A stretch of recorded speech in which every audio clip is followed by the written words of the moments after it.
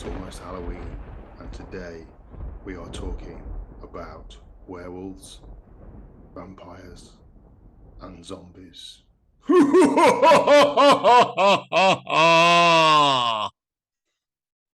Jason. Good morning, everybody. I'm Steve, and I thought you could have put on a bit of a voice there, Jay, considering it's Halloween. I like your scary outfit, mate, I have to say. It's the masks that's done it. I put it on this morning and I thought, Jesus Christ, I feel a bit undressed. He's outdone himself today. He's not shaved specially. Yeah, I know. Look at it. What can I tell you? I think the more I'm looking at myself now, I'm thinking I look like a tribute act to ABBA. Yeah. What, the long, leggy blonde one? Obviously, of course. Yes. Of course. Do you believe in werewolves, Stephen? Do you believe they exist? Without a tree, What? God! Fire! I'm burning up! Oh! Oh!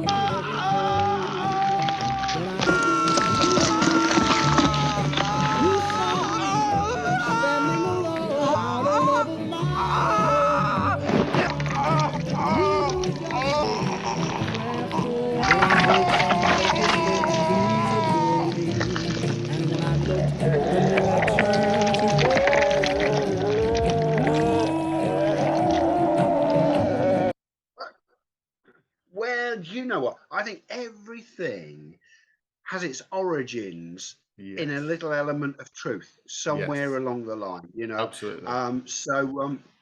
However, then Hollywood takes things and rolls with it and expands it and makes things obviously, you know, better than the. But do you know what? I got to tell you, I do, because somewhere in there is an element of truth.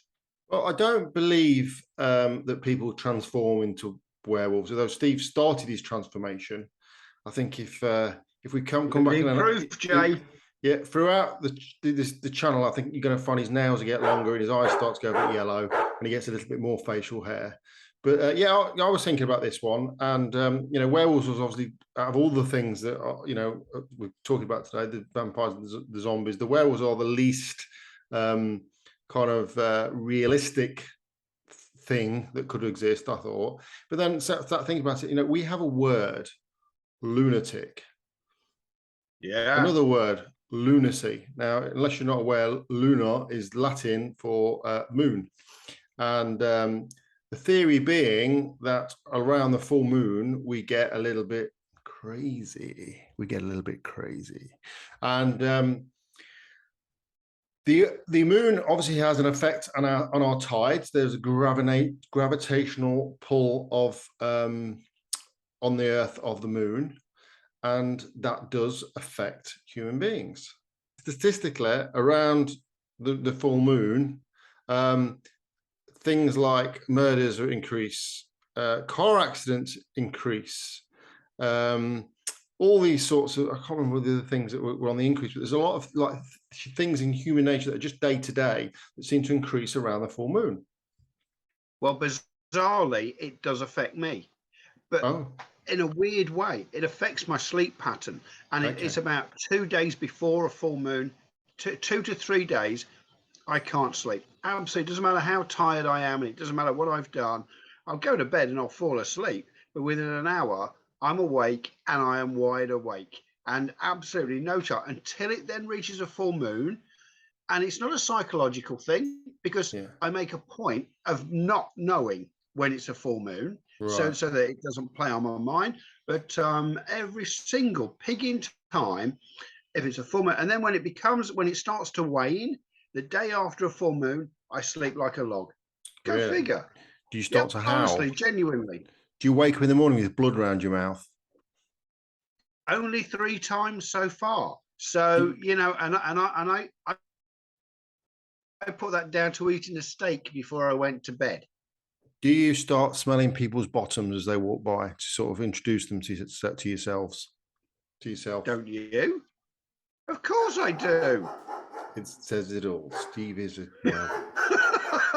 hairy face, the bottom smelling, and the steak. he'll be cleaning, he'll be cocking his leg and cleaning his own penis before long.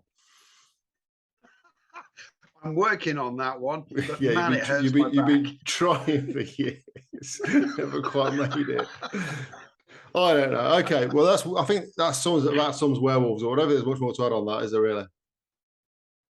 Well, yeah, no, but it is interesting, seriously, because the origins of this sort of do go way back, don't they? And if I'm right, it sort of comes from the same sort of area. I'm fairly sure of the fair sort of Russian sort of that sort of area around there where its origins begin.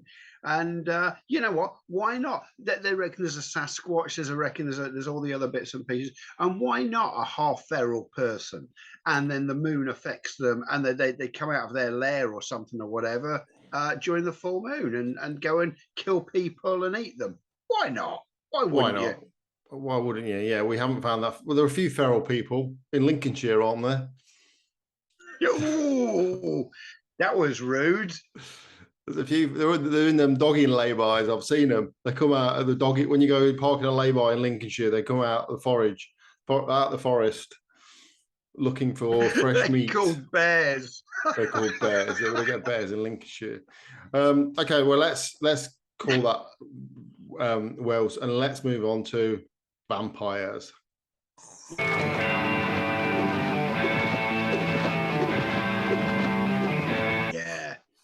Yeah. Okay, what's your take on vampires then?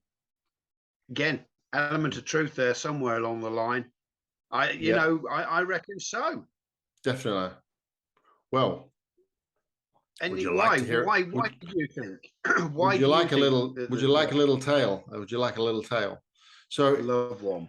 Romania believed sometimes when people died, if there was illness or misfortune in the family, they would, and someone had recently died, they believed that the dead person was coming back and sucking the life force out of the alleged person and sucking the blood. And what they would do is they would dig up the body, they would pierce the heart to see if there was fresh blood in there. Now, often there was sometimes there was still blood in the heart for whatever reason, I don't know. But I don't know how long blood survives once it's still in the body. I don't know.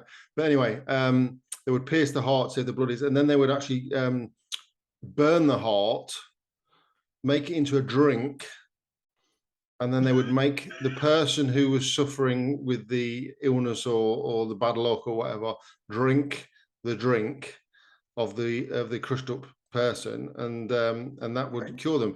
But this also translated to the witch hunters of Salem. They followed a similar practice, and this is where probably Bram Stoker, who wrote the original Dracula, got his inspiration from. These kind of folklore tales, and apparently the Salem ones are actually documented. So there is actually a physical documentation to back up that that's what they did. And obviously, Count Dracula himself was an actual person. He was a Vlad the Impaler. Did you know? Did you know this? Yes. Vlad the Impaler, whose favorite thing was, as the name suggests, to impale people on sticks, which could have been quite an agonizing death if you think about having a rather sharp object rammed up your bottom. And if it didn't pierce any vital organs, that could be rather, if it went through your heart as it went up, that could be quite a beneficial thing. But if it didn't pierce any vital organs, you could be sort of moaning and not with pleasure. Well, some might, I don't know. Hanging around on a spike. Yes. For a long time. So that's kind of where the lore comes from. Oh my God. That does remind me of a true story in Leicestershire, in Evington, actually. Okay. and a friend of mine had a newsagents there, and over the road, I don't know if it's still the same, but there used to be the newsagents was a booking office. Sorry, not a booking, a betting shop. Bookies. And a little co-op, all hours co-op over the road there. And the newsagent used to keep a token gesture amount of milk for people that didn't want to go into the co-op, but they never sold very much of it because it always went over there. Little village, certainly was back then, and everybody knew each other. And the bloke from the co-op, the manager of the co-op, would come over to the newsagent to buy his paper, and then my mate would go to the co-op and buy it. So they all knew each other. Anyway, this one day, he sold out of milk. The newsagent sold out of milk very, very quickly. And I thought, well, that was a bit weird. Later on that day, the manager of the co-op came over to buy some milk. Wasn't any left. So my friend, well, what's happened? He said, it's the most horrible story. The milk was delivered on a 7.5-ton lorry with a tail lift on it, which is an electronic platform, for those that don't know, that you can operate from the back of the lorry that goes up and down. So the normal delivery driver, who did it every day, arrived at the depot to load up, and whilst he was waiting for the guy with a forklift to come and load it on, he thought he'd sweep out the back of his truck. This is true, Jay. So he swept out the back of his lorry. As he got to the back end of his lorry, the forklift truck was arriving, so he didn't want to be inside it. So he chucked his broom out, jumped out himself, and landed straight on the handle of the brush. So in other words, the handle, the broom came down, stayed upright for that split second, and he landed, and it pierced right in between his gentleman bits and his anus. Yeah. There you are. So Vlad the Impaler. He missed a trick with brushes, but yeah, there you are. The moral of the story is don't jump off anything with broomsticks around. This could have been this could have been a witch's story as well, couldn't we? We could have added witches on there, and he was riding his broomstick. You know. Yes. Oh, and then there's the splinters to worry about as well, isn't there? Oh, that's not going to be nice, is it? It's bad enough. It's bad enough in your finger. Jesus Christ, man! Jesus Christ! But there's another kind. There's another kind of vampire that and I definitely believe is prevalent in society. Is literally the energy sucking vampire, and these people are real. Jay, I have a true story about this. Go on. I swear to God. Right. Okay. I never knew that it was like a thing like that, but this is gospel. I swear on my life, true. My first motorcycle shop was at Spilsby. It was just me, nobody else, and it was mostly windows. You know, it had windows at the front, windows at the side. It was perfect for displaying whatever you wanted to sell, really. And this is my memory of it. It's the most bizarre thing. I watched a car drive up, and I'm stood in the window because there's not really a lot to do other than sell motorbikes this time. And I watched this car, and it was only in hindsight I look back. The guy's head was ridiculously huge. It was like 3 times as big as it should have been. It wasn't. Sidebottom. You spin me right round, baby, right round, like an acorn, right round, right round. You spin me right round, baby, right round. I'm seeing this bloke, and he's smiling at me as he pulls up. I don't know him, no idea who this man is. So I watched him. He gets out of the car with a normal sized head, and it was only when he was in the car it appeared huge to me. He comes in the door, he starts looking at a motorbike that's in the window, and he very quickly turned the conversation. I can't remember what it was about, and he was talking about other things. And I still don't know why I went along with this, but he asked me, he really could do so. Anyway, he asked me and did so and buggered off. I thought it was weird, didn't think much more about it. By the time I got home that evening, I was physically, mentally drained. And I mean, I had no energy. I couldn't think straight. I couldn't do anything. And I never linked them at all. I was like that and getting worse and worse for about 2 days. As it happens, Pam had a friend called Carol Ann. And Carol Ann was very much in touch with the spiritual side of things, if you like, and bits and pieces like that. And I couldn't go to work. All I could do, I couldn't do anything. It was ridiculous. She told Carol Ann about this, and Carol Ann said, "Oh my God." She never laid a hand on me. I know she never actually physically touched me, but she was running her hands. She must have been an inch or so above my hand. It was the most incredible, and I've got to say, erotic experience. It was unbelievable. So would you want to live forever? Would you want to live forever? No, I don't think I would. No, I don't think I would. you'd have to be insanely rich. You know, I couldn't be doing with this 9 to, you know, keep going, getting up, going to work, coming home, you know, having a weekend that flies by and all the rest of it. If you're insanely rich, it might get a bit boring. I mean, we went on holiday the other week in a nice, you know, 5-star all-inclusive kind of place for a week. And my wife said, you know, oh, I'm so gutted the holiday's over and blah, blah, blah. And I said, would you really want to do this every day? You know, if you could do this every day for the rest of your life, would you want to? Like sit by a pool all day, have people bring you drinks and have your meals prepared for you and just do nothing? I was like, no, I wouldn't want to. You know, I've got to, you know, I want to get back to work, you know what I mean? So anyway, that's it doesn't vampires. become special, does it? If you did it all the time, it wouldn't be special. Exactly. There's nothing to look forward to. Exactly. And I think that's one of the lovely things is looking forward to something. To something, yeah. And looking back on what a great time you had. So Very zombies. good, yeah. Zombies. Oh, zombies. Yeah. Come on. I'm all over these. There's a lot of them about.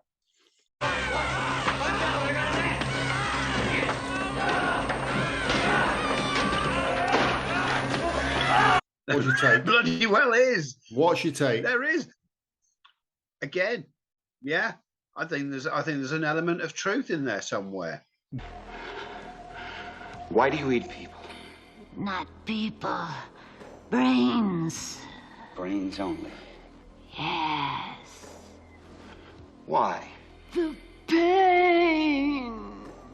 What about the pain? The pain of being dead. I can feel myself rot. Goes back to the witch doctors, the African witch doctors, and I think this is particularly Haiti. I couldn't find the name of this. They used to do a thing where they could capture your soul. That they believe they could capture your soul, and there was a drug. You know, when I say a drug, a plant or whatever. An opium type based thing. Yeah, they've used this in Lost, I think, before, and basically you administer this drug to people. And what happens is they go into like a paralyzed state, and their heart rate drops to something like 6 beats per second. So it gives the appearance of death. And I say they use this in Lost, one of the episodes of Lost. I don't know if you've ever seen that. And so basically, minute, people. By the way, do you mean 6 beats a minute? 6 beats per minute, yeah. Yeah. 6 beats per minute. Sorry. Resting heart rate is about 50. So obviously it gives the appearance of death. And so what the witch doctors would say would that they would capture the soul of the person who had died, and they'd put it in a bottle, and they would keep the soul in the bottle. And often these people get buried and then redug up. Now, of course, and I don't know whether it's the drug that does it or whether it's the fact that they've been buried, but the brain starvation of oxygen would mean that they would wake up and they would be not the person they were. They would be zombies. And this is kind of where the whole zombie thing kind of comes from. So it's based in voodoo. And yeah, so that's that. And of course, we've got like in the Bible, we've got, you know, the dead will rise and all that kind of stuff. So we've kind of been a bit obsessed with zombies from the get-go. But that's my understanding of zombies. Wow. Okay. Interesting. That reminded me of something else as well when you said about them being buried. Yeah. And then waking up again.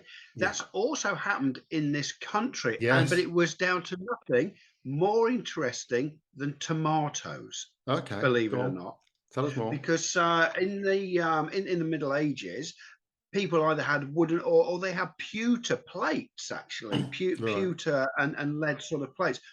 And nobody thought you could eat tomatoes. They thought they were poisonous. Okay. And this is the reason why.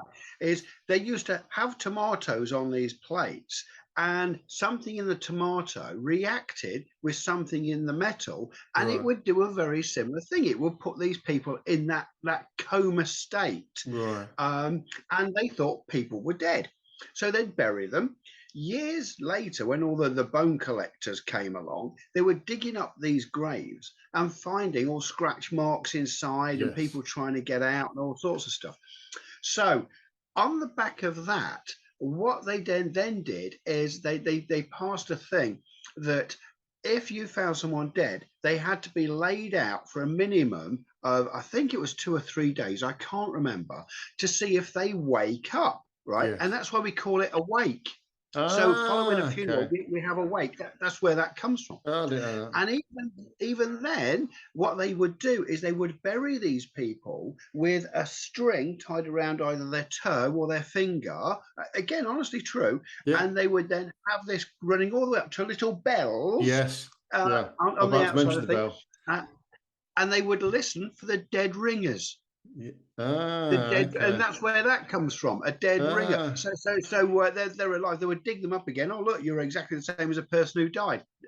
A dead ringer. I didn't know where that came from. That's interesting. I knew about the bells on the coffins. That's kind of a Victorian thing. It became a kind of a fashion because there was. I read one of a tale where a young girl who was about 5 or 6 who was buried in a mausoleum and managed to get out of the coffin or wherever she was in, but then she couldn't. She was actually trying to get out the door, but she couldn't get out the door, and she obviously perished. But yeah, so there was a lot of kind of people that got buried alive. It was kind of quite not uncommon, was it, that people would get buried alive? That's kind of scary. I've got another actually an interesting witch doctor story, which was told to me by my friend. It's not really a zombie story as such, but it's a quite an interesting witch doctor story, which was told to me by my friend in Zimbabwe. So over there, witch doctors are still considered a kind of option for medicine, among other things. And there was this one particular witch doctor that if there was problems within a village, maybe crops were dying or something was happening that was a bit untoward, they would call in this witch doctor. And what he would do, he would make this huge bowl of porridge, and everybody in the village would eat the porridge, and the person who was from the devil or whatever, who was the servant of the devil, would eat the porridge and just literally fall down dead. And it worked every time. He had a 100% record of finding the culprit of these things, that everyone would have the same bowl of porridge and one person would drop down and die.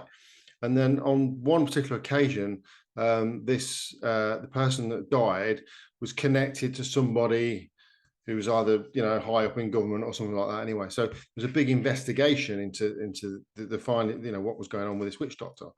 And apparently, what happened was, when he got called into a village to go and sort out the problem, what he would do, he would send one of his accomplices, his spies or whatever, into the village, and they would stay there for a few days, and they would find out who was the weird person, or the person that nobody liked, or the kind of the person that that he could pin on the problems on. And he would make the porridge up, and what he would do, he would have poison on the inside of his under his fingernail, on his little finger, and when he gave the spoon to the relevant person, he would dip his finger into the porridge just before he gave it to them, and they would swallow the poison and drop down dead instantly. And he'd been doing this for years and years and years and getting paid lots of money for it. So, and that's apparently a true story. That's within Zimbabwe. So there you go.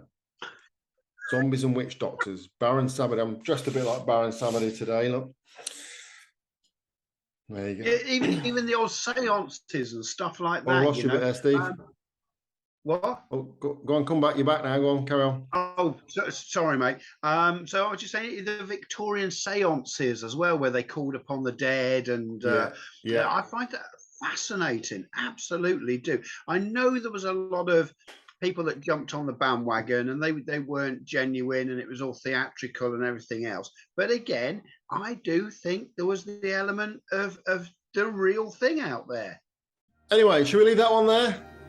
I think so. I think we've chucked as many mysteries out there as we've. I believe so. I believe so. Oh, good. Thank you all for watching. Have a fabulous Halloween. Eat lots of chocolate. Get drunk. I've got a Halloween party tomorrow night, so have fun, and we will speak to you next time. Thanks for watching. See you later, guys.